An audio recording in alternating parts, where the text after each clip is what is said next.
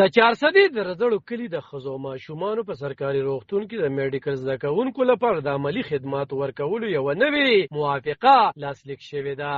دا موافقه د روغتون د چارواکو د امپیریل نومي طبي کالج ترمنځ شوې چې له مخې به د دې کالج زده کوونکي جینکې د روغتون دننه زده کړې کوي او هلته به د ناروغانو خدمت ته چمتو کیږي. د چارسدې د ښځو ماشومانو د روغتون مشر ډاکټر محمد عادل وایي چې موږ د مختلفو طبي کالجونو سره داسې لوزنامې لاسلیک کوو چې زده کوونکي پریکټیکلي هم پیشي. دا زده کوونکي به زده کړې کوي چې څنګه د ناروغانو خدمت وکړي او څنګه به طبي خدمات وړاندې کوي.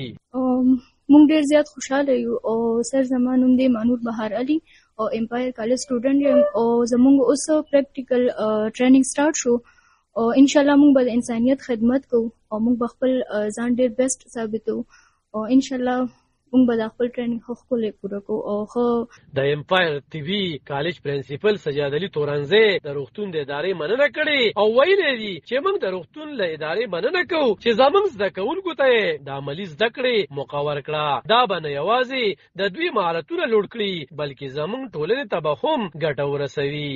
ډاکټر عادل صاحب سره فرست میټینګ او ډیر زیات مطمئن شو. موږ ډیر عزت راکړ، ډیر قدردان دي. دغه شان ډاکټر وکیل صاحب او خان علم صاحب زموږ سټوډنټس ټول را کانفرنس روم ته راغوتل. هغې د هاسپټل چې کوم رولز ریګولیشن دي په هغې اپروچ کړل او دا ډاډګیرنه یې ورته ورکړه چې انشاءالله دلته تاسو کوم مقصد له راغلی په هغه مقصد کې به انشاءالله تاسو سره زموږ پوره سپورټ وي. موږ هم خپل سټوډنټس ته دا هدایات ورکړل چې ستاسو چې کومه پیشه ده نو دا ډېره معزز پیشه ده، د انسانیت خدمت دی. یوه زده کوونکې چې د دې پروګرام برخه ده هغې وویل زموږ هدف یوازې زده کړه نه ده بلکې موږ غواړو چې د انسانیت خدمت وکړو. دا زموږ لپاره یو ارزښتناک فرصت دی چې د ناروغانو سره کار وکړو او د هغوی درملنه کې مرسته وکړو.